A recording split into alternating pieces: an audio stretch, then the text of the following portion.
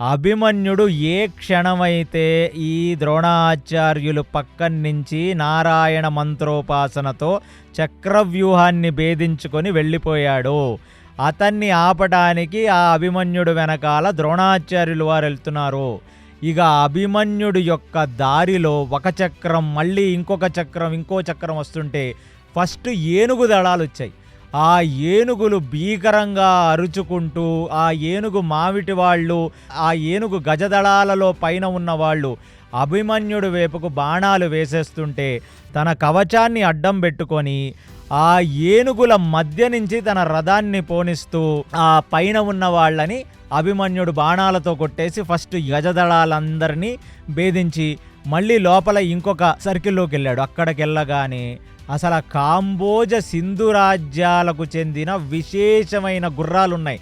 దాని మీద కనీసం 10,000 మంది రథ సైనికులు. వాళ్ళందరూ ఆ గుర్రాలను ధీటుగా అభిమన్యుడు వైపుకు పోనిస్తూ ఆయన వైపుకు బాణాలు వేస్తుంటే ఒక చేత్తో కవచాన్ని పెట్టుకొని ఇంకొక చేత్తో బాణాలను తీసి ఆ కవచాన్ని కూడా తన కాలుతో నిగ్రహించి ఆయన వైపు తగలకుండా కొన్ని వందల బాణాలని ఈ కాంబోజ సింధు రాజ్యానికి చెందిన రధికుల మీదకు బాణాలు వేసి వాళ్ళందరినీ భేదించాడు.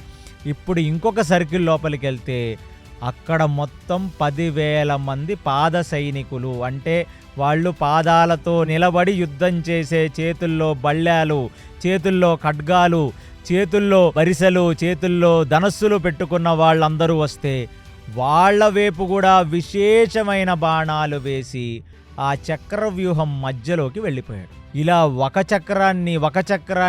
చక్రాన్ని భేదించుకుంటూ మధ్యలోకి వెళ్ళిపోయిన అభిమన్యుడు వెనకాల ద్రోణాచార్యుల వారు కూడా ఫాలో అవుతూ మధ్యలోకి వచ్చేశారు.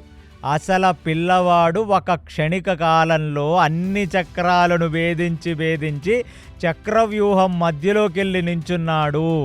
అసలు ఏమిటి వీడి పరాక్రమం అని ద్రోణాచార్యుడు ఒక్కసారిగా కళ్ళు పెద్దవి చేసుకొని ఆగిపోయిన ఆ అభిమన్యుణ్ణి చూచాడు. ఒక్కసారి అభిమన్యుడు ఎలాగున్నాడంటే అతను బంగారపు కవచాన్ని ధరించి, అసలు సుమిత్ర రథాన్ని నడపటం చూస్తే ఒక శల్యుడు ఒక కృష్ణుడు రథం నడిపినంత నేర్పుగా నడిపాడని ద్రోణాచార్యుడు ఆ సుమిత్రని చూస్తే వెనకాల ఒక పెద్ద ప్రకాశవంతమైన గోల్డెన్ ఆర్మర్ మెరుస్తుంటే చేతికి కట్టుకున్న ఆ కడియాలు అవన్నీ మెరుస్తున్నాయి. అసలు ఆయన ధనస్సు పట్టుకొని నించుంటే ద్రోణాచార్యుడికి ఒక కార్తికేయ, ఒక స్కందుణ్ణి చూసినట్టుంది.